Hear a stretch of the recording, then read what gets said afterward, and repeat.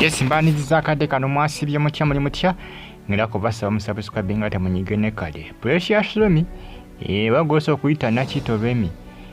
Yafumiza ebifaananyi ali wali mu ggwanga erya America gye baagera ne bbaawe Bindeeba ono ali lubuto wabula ate agavaayo mu Uganda bali mu kumuwenja era mbuno yafera abaana 45 yabajjako emitwalo 33 okubayingiza kibiina kye ky'abazannyi ba firimu. Jjukira bano badduka mu aromatiki nga balaba aromatiki ebawa obusente buswazi ye ne ani ne Fida Queen wabula bakakana tebafeze bantu.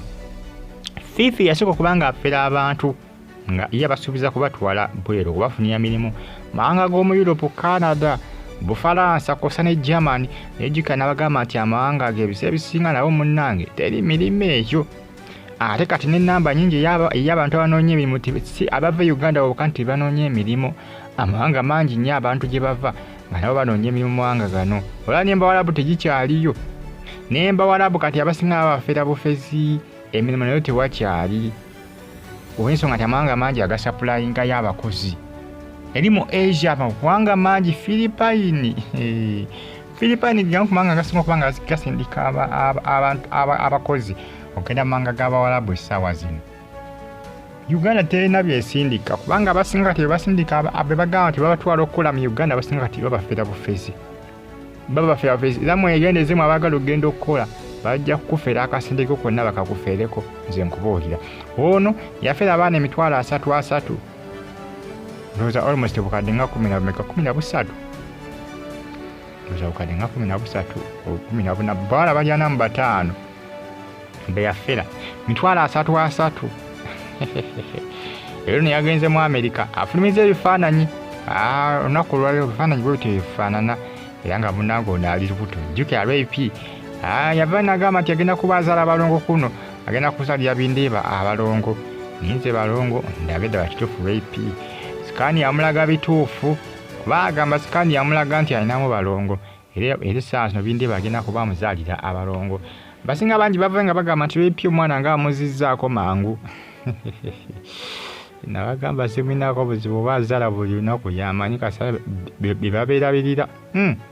Oli waba yeerabirira abaana be lwaki oba mufaako yamanyi oba azaala buli lunaku oba azaala buli ssaawa yamanyi naye ng'agaliwo geego ali lubuto ebifaananyi abitadde wabula bali mu kumunoonya. Era essaawa zino poliisi bagitemezzaako dda RP oliba okudda e Uganda akwatibwe.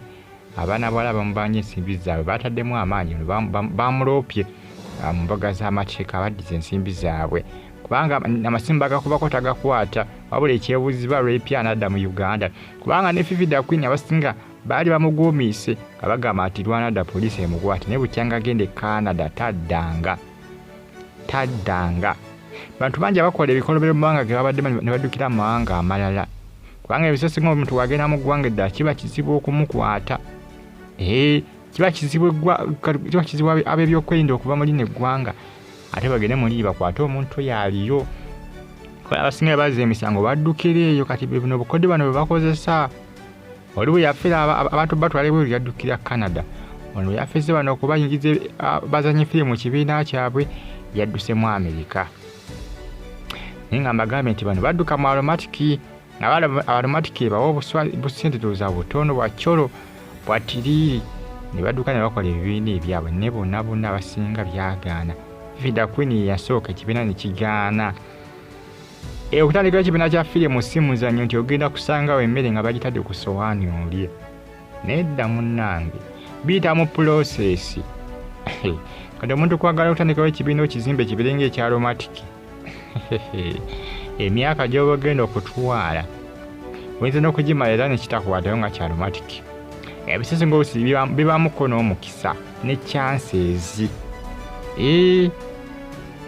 Chances banne mukisa oba olina okuba nga olinako n'omukisa naye oba tolina mukisa osobola okumala emyaka aromatiki gye yamala okubanga bagizimba okutuuka awo ne bigaana era ne bigaana. RP yaddukidde mu America bamuyiga asasule abaana esente zaabwe zibamu bagamba nti baagala nsimbi zaabwe. Ennaku zo mu Uganda obufere kati bwe businga okukola. Atafeera oba buba bugenze kukutta kubanga obufere bungi mu Uganda obufere bungi mu ggwanga lyattu Uganda. musubscribinge munyige kade mbagala nnyo mwena abagitafa ADTV George Rape bali mu kumuyiga ono sibya nti anadda mu Uganda ndaba nga ayinza osiga yazize ekikolobero ate adde Uganda sisuubira mweraba